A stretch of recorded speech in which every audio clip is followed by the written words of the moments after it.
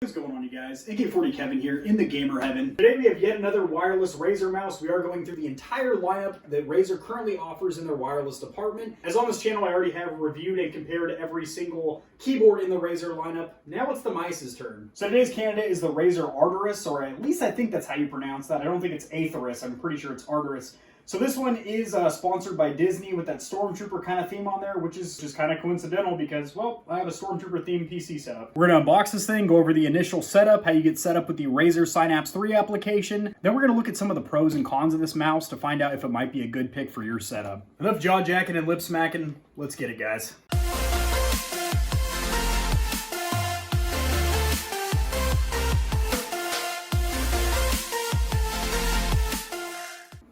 Alrighty guys, over here at the Stormtrooper PC, this is where we do all of our unboxings, PC builds, custom controller builds, if you are new to this channel. So, unboxing this bad boy. Actually, I don't even think I'll need an unboxing knife. Razer does have this easy pull tab, which makes it kind of nice and easy to get into your packaging. So some of the features of this mouse, you have a 350-hour battery life. Now, keep in mind, this one is not rechargeable. This works on 2 AA batteries, so keep that in mind. This is going to be a relatively heavy gaming mouse because of 2 factors. It has Bluetooth as well as a 2.4 gigahertz dongle, so 2 forms of wireless connectivity, as well as 2 AA batteries in there. So between those 2 things, this is not going to be an ultra lightweight mouse like the Razer HYPR Ultimate that I have reviewed, which clocks in at 74 grams, and that is a very good mouse for some lightning fast snap aiming if you are a competitive first-person shooter. So I wouldn't really consider this a very ideal mouse for some really high intense first-person shooting because of the fact that it is going to be very, very heavy. And also, I do recommend immediately to you guys, if you are going to be gaming with this thing, do not use the Bluetooth. Bluetooth is a very terrible medium for wireless connectivity. You're going to get a lot of input latency or lag or delay between your movements and actually registering. That's why you're going to use that 2.4 gigahertz dongle and either plug it into the top of your PC tower, or if you're using this on console and you have some kind of an adapter, you can plug that into your console. Use the dongle. Do not use Bluetooth connectivity. The only thing I would use Bluetooth for is if you're strictly using this for a productivity mouse to do some schoolwork or some, personal projects, but not for gaming, guys.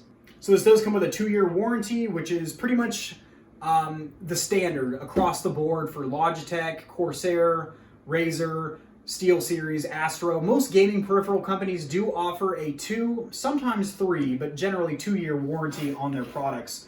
So without further ado, guys, let's crack right into this bad boy and see the included accessories. You have a little pull tab right here, which is kind of a silky material. Now, as this is one of their more budget-friendly mice, this is not going to have that Razer premium packaging that has laser cut foam holding your product in place and whatnot. Pay a premium price, get premium packaging. So you are going to have the stickers, which of course it's not a Razer product unless you get these stickers here. They're all about that flash. I don't know what people do with these. I guess you could sticker bomb the side of your PC or something if you're 12. I just generally give these to people or throw them away or whatever, but you're also going to have a thank you letter from the CEO explaining that you're now part of the family and whatnot. Great marketing there. But no, it is nice to have a little thank you letter for purchasing their product. Also tells you if there's any issues to contact them via social media or their support line. Also, you do have very good instruction manuals with Razer. You have that lime green branding in there.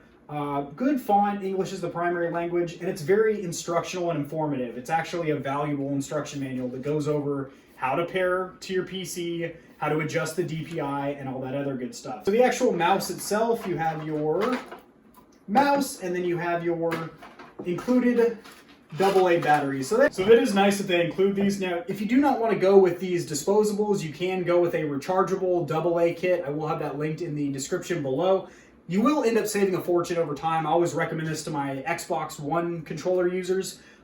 If you don't have a built-in battery, just get a rechargeable kit. It's about 15 bucks on Amazon. It comes with a charger dock and about usually 4 AA's, and that way you can just hot swap them, have 2 charging, and then swap them as needed.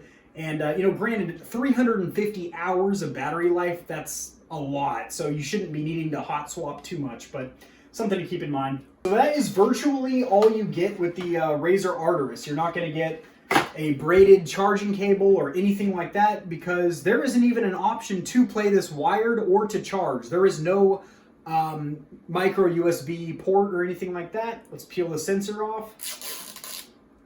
Very satisfying sound. So first of all, you will notice this is a compact mouse. This is a very tiny, tiny, tiny mouse. So I'm going to go over the 3 different grip styles with this thing real quick and how they would actually work. So first of all, palm gripping with this thing is not comfortable at all. You have to kind of cock up your index finger and pinky, and it puts them at an awkward angle. If you're doing this for anything longer than 30 minutes, I would say it's not really ideal. It feels a little bit better. So in case you guys don't know, this is palm grip. Fingertip grip is when your palm is still on the back end of the shell, but your fingers are cocked up a little bit, and that allows you to use your fingertips to get these kind of finite movements. And then you have full-on fingertip grip where your entire hand is off the shell like that, so you can do some lightning fast snap aiming. So for palm grip, I would say it's pretty uncomfortable, especially for long gaming sessions. Claw grip, it's still not great. Fingertip grip is probably the way to go with this. So if you are using this for first-person shooters, as it does feel really lightweight right now, which is pretty surprising. Granted, we don't have any batteries in there yet or anything, but let's go ahead and throw this thing on the scale. So 66 grams with no batteries in it, which is really light. Granted, it is a compact mouse. 66 grams. Let's throw the batteries in there and see what kind of weight we're getting out of it. So getting the batteries in there is extremely easy. You just pop that shell off like you saw me do there. Put your AA's in there. And then this button right here is going to be to swap your DPI, or dots per inch, on the fly. So you can change your mouse sensitivity by clicking that. So if you need some real smooth, finite movements for sniping, you can do that. Or if you're just browsing Windows and want a little bit snappier movement, you can do that as well. So real quick, I will say this. I'm not a huge fan of the looks of this. So I do like the Stormtrooper design, but it's glossy. I would prefer a matte or flat material or finish rather than this gloss. I think this is going to be a fingertip magnet. Not that you'll see it too much because it's primarily white, but also it's a little too flashy for my taste. I'd prefer something blacked out. And then also this branding down here, this Lucasfilm Limited, this really hinders the looks in my opinion. This needs to go. This is just, we get who does that. We understand that Lucasfilm sponsored this. They're the unofficial licensor of this graphic, but please put that on the bottom or something. We don't want to see that on there. That just hinders the looks of it. I know it's nitpicky, but the average consumer doesn't want to see that on there. I do like the silver or gray rubberized material on the side. Not only does that color really create a nice contrast pop, but that material is insanely grippy. So if you're doing something like fingertip grip or claw grip, you're really going to notice that. These 2 side buttons on the side are okay. They're really small though, and I could easily see myself accidentally pressing the wrong button because of their sleek, slimline design, which does look good, but from a functionality standpoint, not so great. The mouse scroll wheel is also incredibly light, so for most first-person shooters, that's how you're going to swap weapons, is with the scroll wheel, and it seems like I could accidentally swap weapons with this. It doesn't have very distinct, crisp steps in it. It's very light.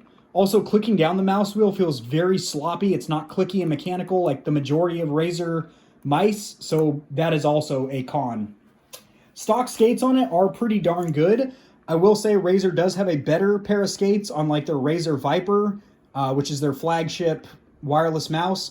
But I will say that even these stock skates right here, these all black ones, are pretty good. Razer has really above average stock skates to where you can get away using these without having to go with an aftermarket pair of G skates or a company like that. Let's get this thing back on the scale, as it has just had a full meal with those batteries.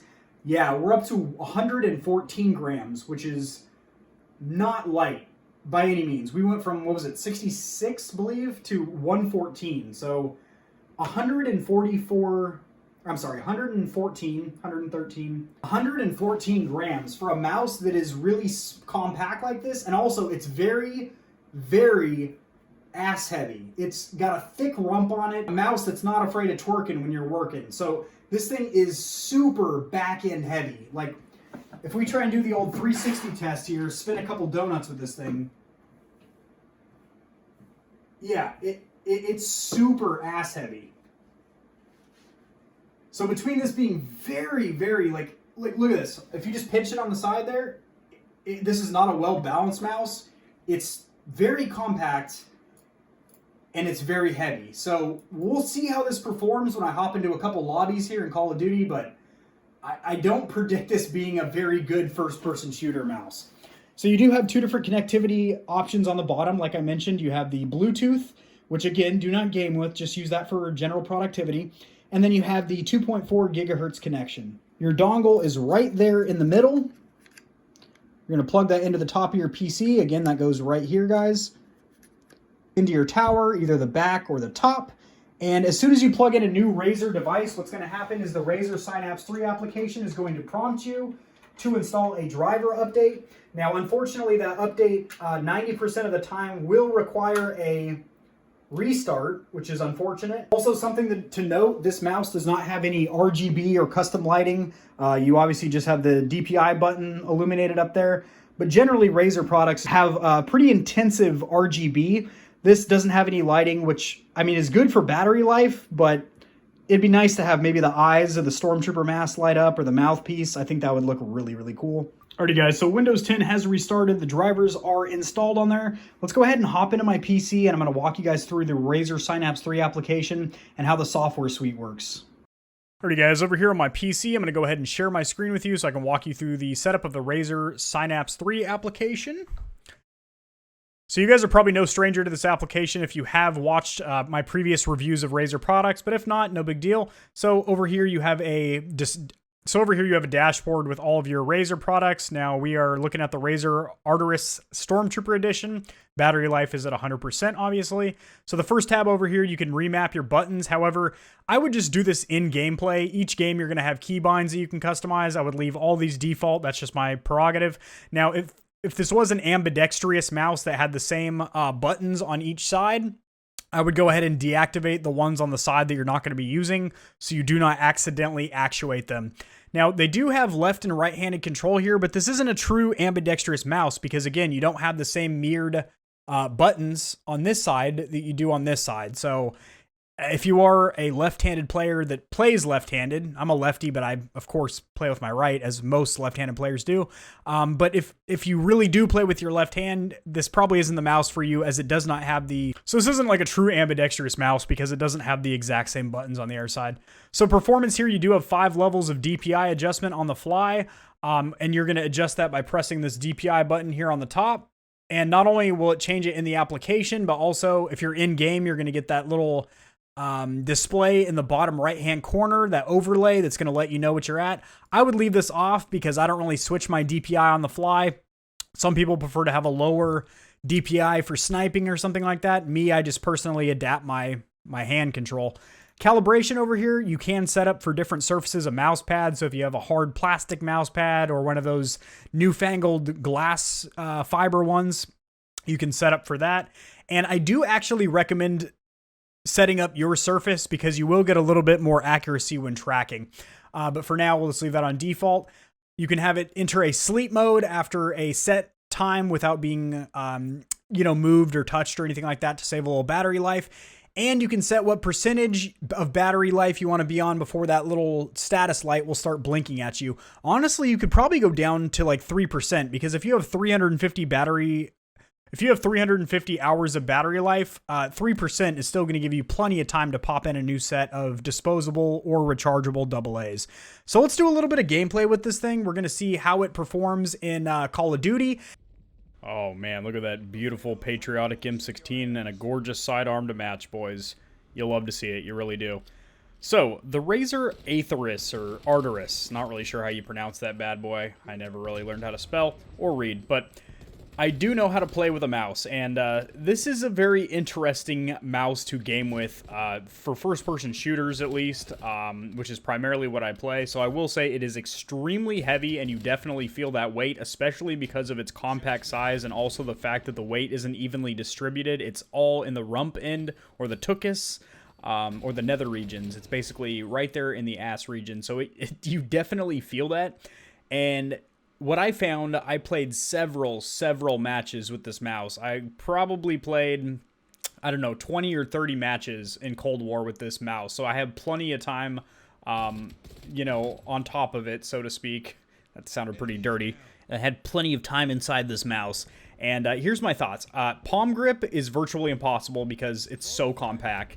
And fingertip grip, where you're basically, your palm is off and you're just using your fingertips to pinch the mouse, is virtually impossible to be accurate because it is very, again, heavy and not well balanced. But if you claw grip to where you have just the back of your palm up against the shell and then your fingers curved in like a claw fashion, it actually worked pretty decent. Like all this gameplay you're seeing here, I'm doing pretty decent. I think this match here I went like 23-11 or something, which isn't like crazy good, but I mean, for using a brand new mouse that I'm not really accustomed to and not a huge fan of, it's really not bad. It's definitely doable. You can definitely game with it. It's not unplayable, and that was my initial thoughts when I was looking at the sheer size and weight, is that this thing is going to be unplayable. I'm going to absolutely suck.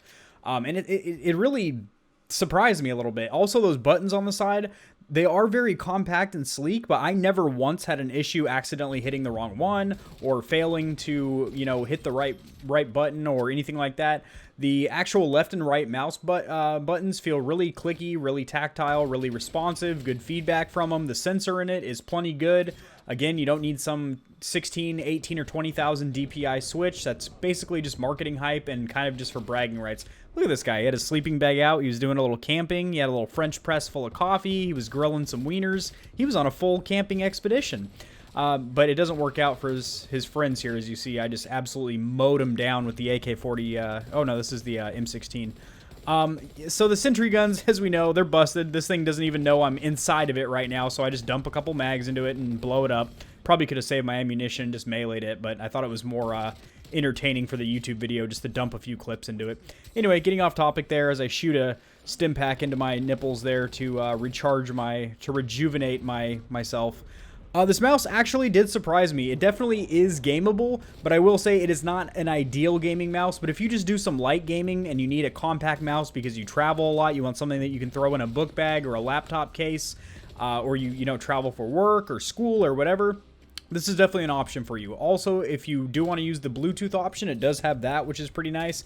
And the battery life with that 350 hours, that's a huge selling point because you could literally go ages and ages, mini Fortnites, so to speak, without changing the batteries. And I had really no issues gaming with this other than the fact that you have to know what hand style is going to work for you. And in this case, that is claw grip.